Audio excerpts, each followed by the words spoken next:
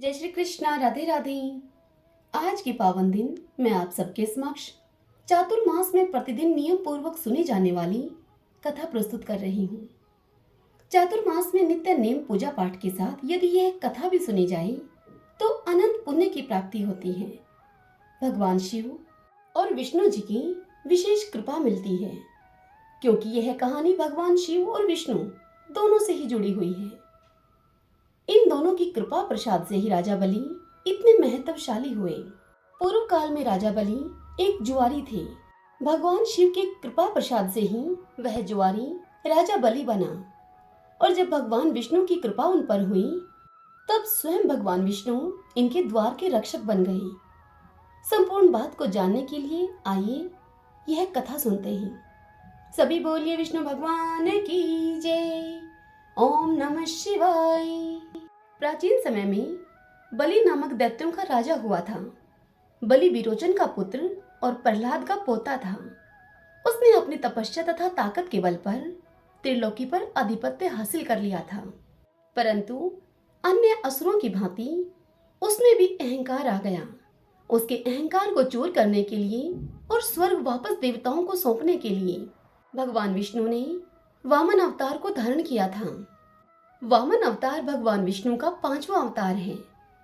इसके विषय में श्रीमद् भागवत पुराण में एक कथा है। वामन अवतार कथा के अनुसार समुद्र मंथन के बाद हुए देवासुर संग्राम में इंद्र के नेतृत्व में देवताओं ने असुरों को हरा दिया था। उस समय राजा बलि असुरों का राजा था। देवताओं से हार जाने के बाद राजा बलि उनसे बदला लेने की योजना बनाने लगा। तपस्या के बल पर वह मायावी और भी अधिक शक्तिशाली बन गया। दैत्य गुरु शुक्राचार्य ने एक यज्ञ का आयोजन किया, जिसमें अग्नि से दिव्य रथ, बाण, अभेद्य कवच प्राप्त किए गए, जिससे कि असुरों की ताकत में, उनकी शक्ति में और भी अधिक वृद्धि हो गई। शुक्राचार्य जी ने संजीवनी विद्या भी प्राप्त कर ली। तब राजा बलि ने अपने गुरु शुक्राचार्य जी की प्रेरणा से देवताओं से बदला लेने की ठानी। उसने अपनी संपूर्ण शक्ति के साथ एक बार फिर से इंद्र के राज्य पर आक्रमण कर दिया। अब फिर से देवासुर संग्राम शुरू हो गया। प्रारंभ में दैत्य पराजित होने लगे, परंतु जैसे ही असुरों के गुरु शुक्राचार्य जी ने संजीवनी विद्या का प्रयोग शुरू किया, असुर फिर से जीतने लगे। जब भी कोई दैत्य मरता तो उसे अन्य दैत्य गुरु शुक्राचार्य जी के पास लेकर जाते और शुक्राचार्य जी अपनी संजीवनी विद्या से उसे पुनः जीवित कर देते और उसे स्वस्थ कर देते। अंततः असुर अब जीत गए और राजा बलि ने स्वर्ग पर अपना अधिकार स्थापित कर लिया। अब राजा बलि इंद्र के सिंहासन पर बैठ गए और उसने स्वयं को इंद्र घोषित कर दिया।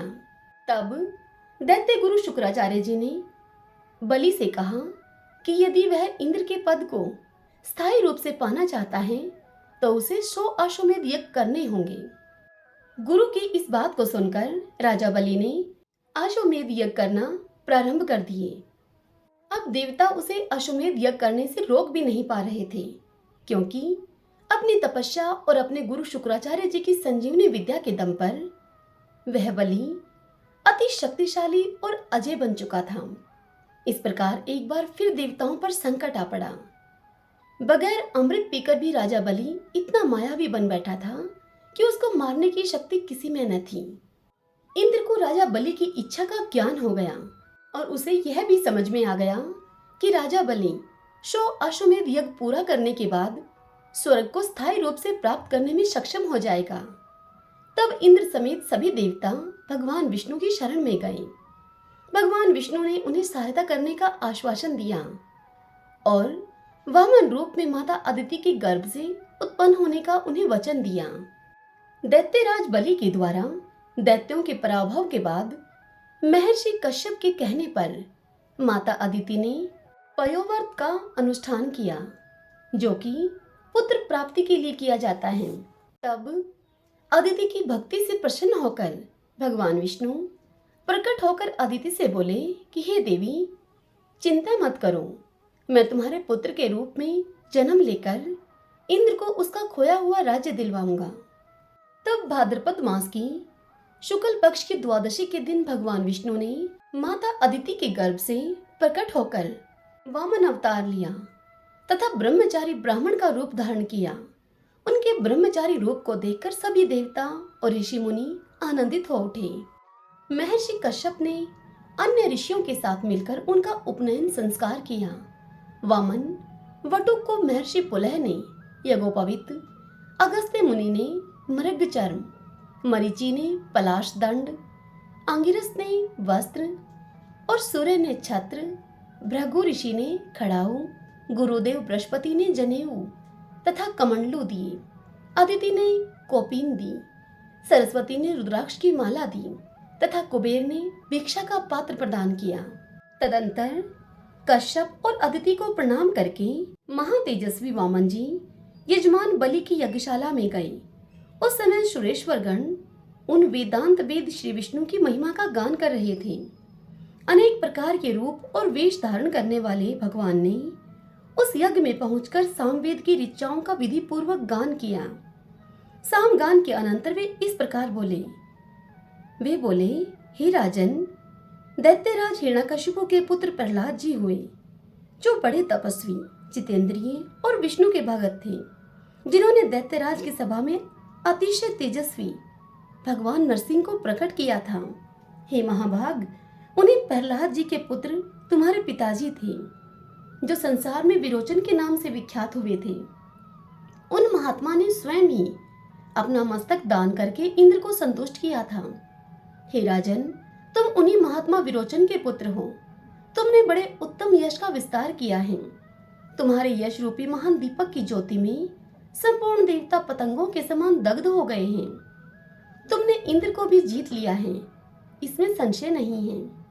हे सुवर्त बलि, मैं तुम्हारे सब चरित्र सुन चुका हूँ। तुम बड़े मनस्वी हो तथा तीनों लोकों में अधिक से अधिक दान करने वाले दाता के रूप में तुम्हारी ख्याति है। तथापि मेरे लिए तुम्हें 3 पग पृथ्वी देनी चाहिए। तब विरोचन कुमार बलि ने हंसकर कहा कि हे महाभाग, मैं पर्वत, बड़े बड़े जंगल तथा संपूर्ण द्वीपों के सहित समूची पृथ्वी तुम्हें दूंगा। तुम मेरी दी हुई इस भूमि को ग्रहण करो। तब वामन जी ने बलि से कहा कि हे दैत्यराज, स्वयं चलते समय मेरे 3 पगों से जितनी पृथ्वी मापी जाए उतने ही मुझे दीजिए आप। ब्रह्मचारी की इस बात को सुनकर बलि ने हंसते हुए उनसे कहा कि अच्छा, ले लीजिए। यूं कहकर बलि ने कश्यप कुमार वामन जी का भली भांति पूजन किया। उस समय बड़े बड़े ऋषि और मुनीश्वर महातेजस्वी बलि के सौभाग्य की सराहना कर रहे थे। वामन जी का पूजन करके राजा बलि ज्यों ही उन्हें दान देने को उद्यत हुए, त्यों ही शुक्राचार्य ने उन्हें रोक दिया और कहा कि हे दैत्यराज, ब्रह्मचारी के रूप में ये साक्षात विष्णु हैं, इन्हें तुम दान मत देना। ये तो इंद्र का कार्य सिद्ध करने के लिए यहाँ आए हैं और तुरंत तुम्हारे यज्ञ में विघ्न डाल रहे हैं।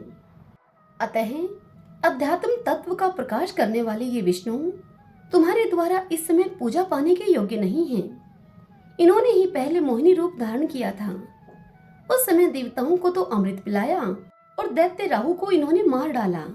इन्होंने ही दैत्यों का संहार किया है और महाबली काल नेमी भी इन्हीं के हाथों मारा गया है। ये ही ईश्वर हैं और ये ही संपूर्ण विश्व के पालक हैं।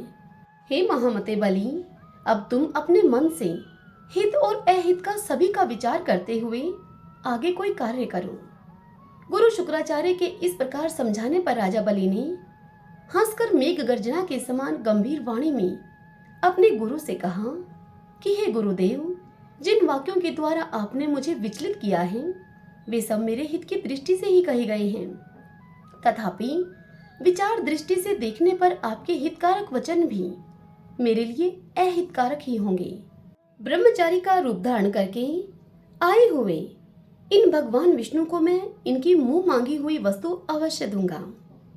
ये विष्णु संपूर्ण कर्मों और उनके फलों के भी स्वामी हैं, इसलिए दान के सबसे उत्तम पात्र हैं। ये जिनके हृदय में ये सदा विराजमान रहते हैं वे मनुष्य भी सर्वोत्तम पात्र माने जाते हैं। यह बात ध्रुव सत्य है। जिनके नाम से यहाँ सब कुछ पवित्र कहा जाता है, जिनके चिंतन से ये वेद, यज्ञ, मंत्र तथा तंत्र आदि सभी पूर्णता को प्राप्त होते हैं, वे ही ये समस्त विश्व के स्वामी सर्वात्मा श्री हरि आज कृपा करके मेरा उद्धार करने के लिए ही यहाँ पर पधारे हैं। इस बात को आप यथार्थ माने, इसमें संशय नहीं है। राजा बलि की इस बात को सुनकर शुक्राचार्य बड़े ही कुपित हो उठे। उन्होंने धर्म वत्सल दैत्यराज को रोष पूर्वक श्राप देना आरंभ किया। गुरु शुक्राचार्य बलि से बोले, ओ मूर्ख, तू मेरी आज्ञा का उल्लंघन करके दान करना चाहता है, इसीलिए राज्य लक्ष्मी से तू वंचित हो जा। अथाह बोध वाले यानी कि अधिक ज्ञान वाले अपने महात्मा शिष्य को इस प्रकार शाप देकर शुक्राचार्य ने अपने आश्रम को चले जाने का निश्चय किया। जब वे चले गए तब विरोचन कुमार बलि वामन जी की पूजा करके उन्हें भूमि दान करने को उद्यत हुए। दैत्यराज की पतिव्रता पत्नी महारानी विंध्यावली वहां पर आकर पतिदेव के अर्ध अंग रूप में सुशोभित हुई। राजा बलि विधि विधान के ज्ञाता थे। उन्होंने विधि पूर्वक ब्रह्मचारी के चरण पखारकर संकल्प के साथ भगवान विष्णु को पृथ्वी दान की। उस महान संकल्प को स्वीकार करते ही अजन्मा भगवान विष्णु अब बढ़ने लगे। वे ही संपूर्ण जगत के प्रभु तथा उत्पत्ति स्थान हैं। उन्होंने एक ही पैर से सारी पृथ्वी माप ली, दूसरे पग से ऊपर के सभी लोक व्याप्त कर लिए। वामन जी का वह द्वितीय पग सत्यलोक में जाकर ठहरा था। परमेष्टि ब्रह्मा ने अपने कमंडलू के जल से भगवान के उस चरण को पखारा। भगवान के चरण पखारने से जो चरणोदक तैयार हुआ, उसी से संपूर्ण पापों का नाश करने वाली तथा सबके लिए परम मंगलमयी श्री गंगा जी प्रकट हुई, जिन्होंने अपने पावन जल से तीनों लोगों को पवित्र किया। सगर के सभी पुत्रों का उन्होंने उद्धार किया तथा जिनके जल से महाराज भगीरथ ने उस समय भगवान शंकर का जटाजूट भर दिया था। भगवान विष्णु की चरण धूलि से युक्त गंगा नामक तीर्थ सब तीर्थों में प्रधान है। इसे ब्रह्मा जी ने प्रकट किया और राजा भगीरथ ने भूतल पर उतारा है। संपूर्ण चराचर जगत को भगवान ने दो ही पगों से माप लिया और फिर उस विराट स्वरूप को छोड़कर देवादिदेव भगवान जनार्दन पुनः वामन ब्रह्मचारी के रूप में अपने आसन पर विराजमान हुए। उस समय देवता, गंधर्व, मुनि, सिद्ध और चारण यज्ञपति भगवान विष्णु का दर्शन करने के लिए बलि के यज्ञ में आए। ब्रह्मा जी ने वहां आकर परमात्मा श्री हरि का सत्वन किया। गंधर्व पतियों ने गीत गाए तथा अप्सराओं, विद्याधरियों और किन्नरों ने विशेष समारोह के साथ नृत्य किया। महात्मा बलि के यज्ञ मंडप में प्रहलाद जी भी पधारे। अन्य दैत्यपति भी बड़ी उतावली के साथ वहां पर आ पहुंचे। उस समय भगवान वामन ने बलि की पत्नी विंध्यावली से हंसकर पूछा, हे देवी, तुम्हारे पति के द्वारा आज मुझे 3 पग पृथ्वी मिलनी चाहिए, उसकी पूर्ति इस समय कहां से होगी? इसका उत्तर शीघ्र दो। विंध्यावली बड़ी साध्वी थी। उसे इस घटना से तनिक भी विस्मय नहीं हुआ। वह भगवान त्रिविक्रम से इस प्रकार बोली। विंध्यावली ने कहा कि हे देव, आप समस्त लोगों के एकमात्र स्वामी हैं। आपने अपना भारी डग बढ़ाकर यह त्रिलोकी माप ली है। इसी प्रकार संपूर्ण जगत आपसे व्याप्त है। संसार के एकमात्र बंधु आप ही हैं। आपके स्वरूप की तुलना कहीं नहीं है। भला हम जैसे लोग आपको क्या दे सकते हैं? इसलिए इस समय मैं जो निवेदन करती हूँ, उसी के अनुसार आप कार्य कीजिए। मेरे स्वामी ने इस समय आपको 3 पग भूमि देने की प्रतिज्ञा की थी। उसके अनुसार मेरे पूज्य पतिदेव तीनों पगों के लिए स्थान इस प्रकार से दे रहे हैं। हे प्रभु, हे देवेश्वर, आप अपना पहला पग मेरे मस्तक पर रखिए। हे जगतपते, दूसरा पग मेरे इस बालक के मस्तक पर रखिए। हे जगन्नाथ, आप अपना तीसरा पग मेरे पति के मस्तक पर रख दीजिए। हे केशव, इस प्रकार ये 3 पग मैं आपको दूंगी। विंध्यावली की यह बात सुनकर भगवान विष्णु बड़े ही प्रसन्न हुए और राजा बलि से मधुर वाणी में बोले, तात, मैं तुम पर बहुत प्रसन्न हूँ। बोलो, मैं तुम्हारा कौन सा कार्य करूं? हे महामते, संपूर्ण दाताओं में तुम सबसे श्रेष्ठ हो। तुम्हारा कल्याण हो। तुम इच्छा अनुसार वर मांगो। मैं तुम्हारी संपूर्ण कामनाएं पूर्ण किए देता हूँ। बलि से ऐसा कहकर वामन भगवान ने विरोचन कुमार उस बलि को बंधन से मुक्त कर दिया और अपनी छाती से लगा लिया। तब बातचीत करने में चतुर राजा बलि भगवान वामन से इस प्रकार बोले। बलि बोले, हे प्रभु, आपने ही इस संपूर्ण चराचर जगत को उत्पन्न किया है, अतः आपके चरणारविंदों के सिवा दूसरी कोई वस्तु मैं नहीं चाहता। हे देव, हे जनार्दन, आपके चरण कमलों में मेरी भक्ति सदा बनी रही। हे देवेश्वर, वह सनातन भक्ति बार बार निरंतर बढ़ती ही रही। बलि के इस प्रकार प्रार्थना करने पर भूत भावन भगवान वामन ने अत्यंत प्रसन्न होकर बलि से कहा, हे राजन, तुम अपने भाई बंधु और संबंधियों के साथ सुतल लोक में चले जाओ। यह सुनकर दैत्यराज बलि बोले कि हे देवदेव, आप ही बताइए, सुतल लोक में मेरा क्या काम है? मैं तो आपके पास ही रहूंगा। इसके विपरीत कुछ भी कहना उचित नहीं है। तब भगवान हर्षिकेश राजा बलि के प्रति अत्यंत कृपालु होकर उनसे बोले कि हे राजन, मैं सदा तुम्हारे समीप रहूंगा। हे असुर श्रेष्ठ, तुम खेद न करो, मेरी बात को ध्यान से सुनो। मैं सुतल लोक में तुम्हारा द्वारपाल होकर रहूंगा। मेरे इस वचन को तुम वरदान समझो। आज मैं तुम्हारे लिए वरदायक होकर यहाँ उपस्थित हूँ। अपने बैकुंठवासी पार्षदों के साथ तुम्हारे घर में मैं निवास करूंगा। अतुल तेजस्वी भगवान विष्णु का यह वचन सुनकर दैत्यराज बलि असुरों के साथ सुतल लोक में चले गए। वहां बाणासुर आदि 100 पुत्रों के साथ वे सुखपूर्वक निवास करने लगे। महाबाहुबली दाताओं के भी परम आश्रय हैं। तीनों लोकों के याचक राजा बलि के पास जाते हैं और उनके द्वार पर विराजमान भगवान विष्णु स्वयं उन्हें मुंह मांगी वस्तुएं देते हैं।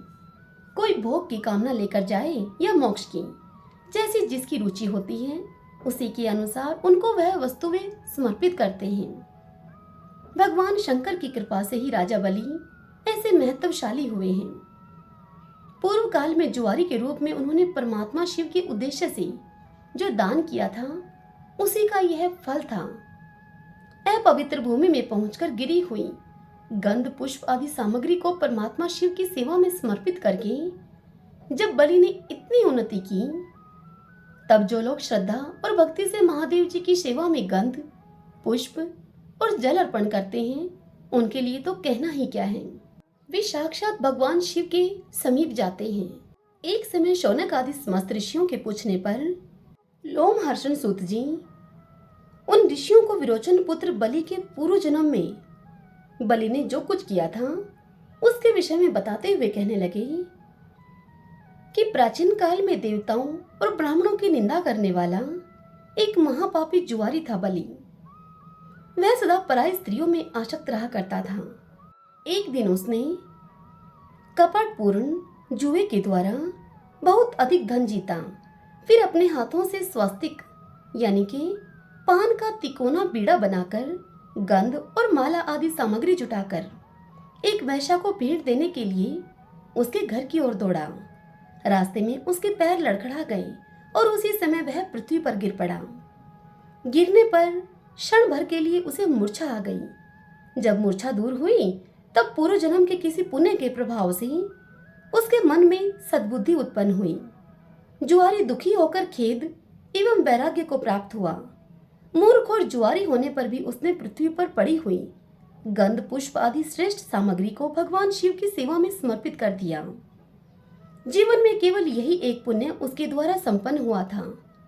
मृत्यु के बाद जब यमराज के दूत उसे यमलोक में लेकर गए, तब उस पापी से सबको बह देने वाले यमराज ने कहा कि ओ मूर्ख, तू अपने पाप के कारण बड़े बड़े नरकों में यातना भोगने के योग्य है। यह सुनकर उस जुआरी ने कहा कि यमराज, यदि मेरा कोई पुण्य भी हो तो उसका तुम भली भांति विचार कर लो।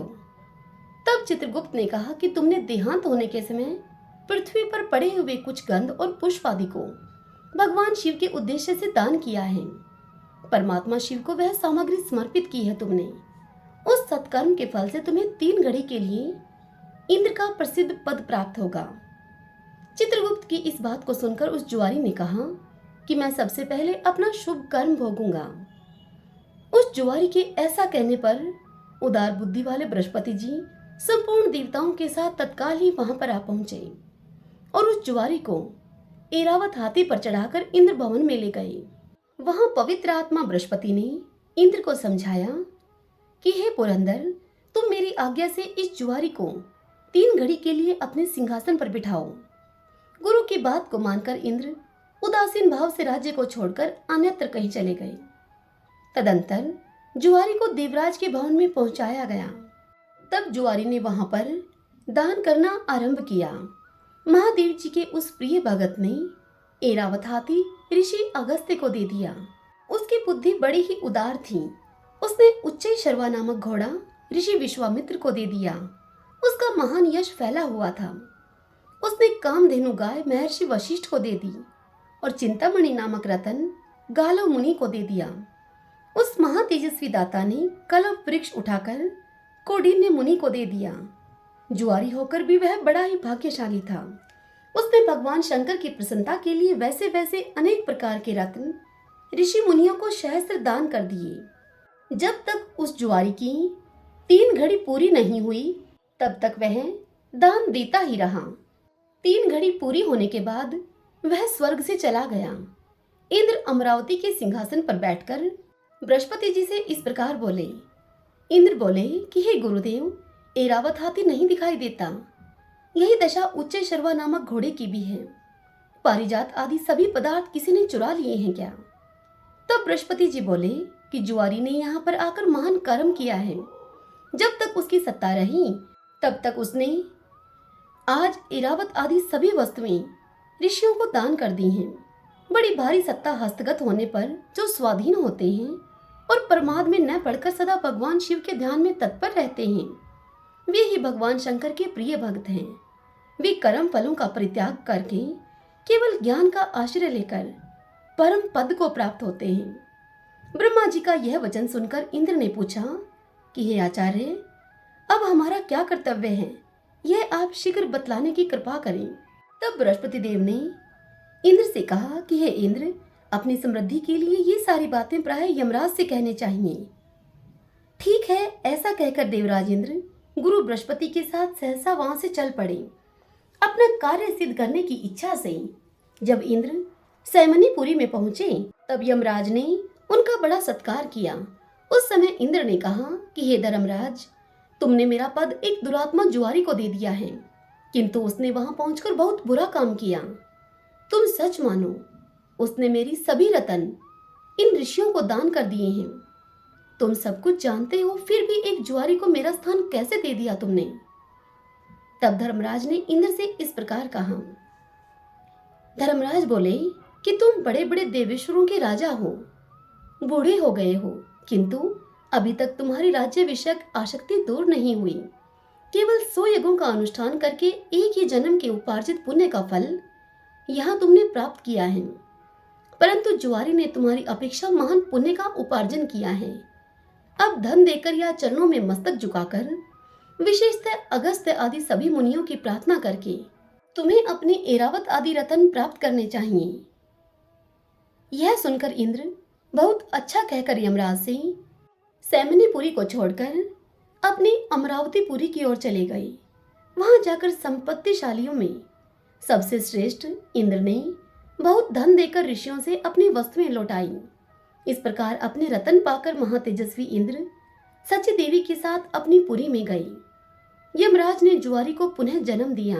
वह जुआरी अपने किसी कर्म विपाक से विरोचन का पुत्र हुआ। उस समय उसकी माता का नाम सुरुचि था। सुरुचि विरोचन की रानी थी। उसके पिता का नाम वृषपर्वा था। वह उदार मन वाला जुआरी जब सुरुचि के गर्भ में आकर स्थित हुआ, तब से प्रहलाद कुमार विरोचन तथा सुरुचि का मन धर्म और दान में अधिक लगने लगा। उसी ने गर्भ में आकर माता पिता की मति बहुत ही उत्तम कर दी थी। वैसी बुद्धि बड़े बड़े मनुष्यों के लिए भी दुर्लभ है। विरोचन का पुत्र जब गर्भ में था, उसी समय इंद्र दैत्यराज विरोचन को मारने की इच्छा से भिक्षुक ब्राह्मण का रूप धारण करके उसके घर गए और उसे इस प्रकार से बोले। इंद्र विरोचन से बोले कि हे राजन, मुझे अपनी इच्छा के अनुसार कुछ दान मिलना चाहिए। याचक की बात को सुनकर विरोचन ने हंसते हुए कहा कि हे वीरप्रवर, यदि आपकी इच्छा हो तो इस समय अपना मस्तक भी मैं आपको दे सकता हूँ। इसके अलावा यह अपना अकंटक राज्य भी मैं आपको समर्पित कर दूंगा। विरोचन के ऐसा कहने पर इंद्र ने सोच विचार करके कहा कि हे महाभाग, मुझे अपना मुकुट मंडित मस्तक उतार कर दे दीजिए।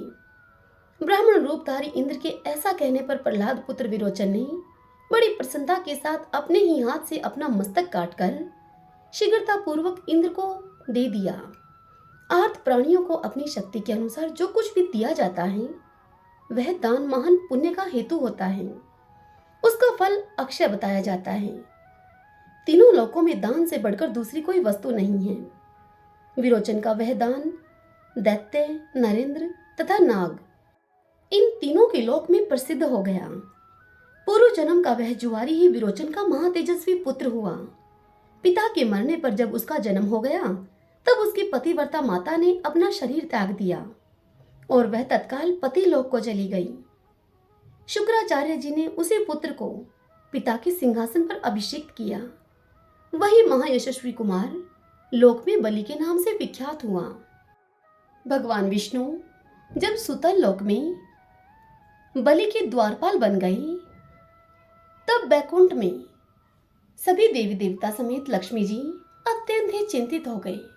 तब इस कठिन काल में नारद जी ने माता लक्ष्मी को एक युक्ति बतलाई। नारद जी ने कहा कि एक रक्षा सूत्र यानी कि राखी लेकर वे राजा बलि के पास अपरिचित रूप में दीनहीन दुखियारी बनकर जाएं और राजा बलि को भाई बनाकर दान में प्रभु विष्णु को मांग लाएं। अब लक्ष्मी जी ने ऐसा ही किया। लक्ष्मी जी राजा बलि के दरबार में उपस्थित हुई और उन्होंने उनसे आग्रह किया कि वे उनको भाई बनाना चाहती हैं। राजा बलि ने उनका यह प्रस्ताव सहस्त्र स्वीकार कर लिया और उनसे रक्षा सूत्र बंधवा लिया और उनसे कहा कि अपनी इच्छा के अनुरूप कुछ भी उनसे मांग ले। देवी लक्ष्मी इसी कारण से तो वहां पर आई थी। यह सुनकर माता लक्ष्मी राजा बलि से कहने लगी कि आप मुझे अपनी सबसे प्रिय वस्तु दे दें। देवी लक्ष्मी की इस बात को सुनकर राजा बलि घबरा गए। उन्होंने कहा कि मेरा सर्वाधिक प्रिय तो मेरा ये प्रहरी है, परंतु इसे देने से पूर्व तो मैं अपने प्राण त्यागना अधिक पसंद करूंगा। तब माता लक्ष्मी जी ने अपना परिचय उन्हें दिया और उनको बताया कि मैं आपके उसी प्रहरी की पत्नी हूँ जिन्हें उन्होंने अभी बहन माना था। उसके सुख सौभाग्य और गृहस्थी की रक्षा करना भी उन्हीं का दायित्व है। राजा बलि फिर से दोराहे पर आ खड़े हुए। अब यदि राजा बलि वचन न निभाए तो अपयश के भागी बने और यदि बहन की ओर देखते तो उन्हें अपने प्राणों से भी प्रिय अपने इष्ट का साथ छोड़ना पड़ता।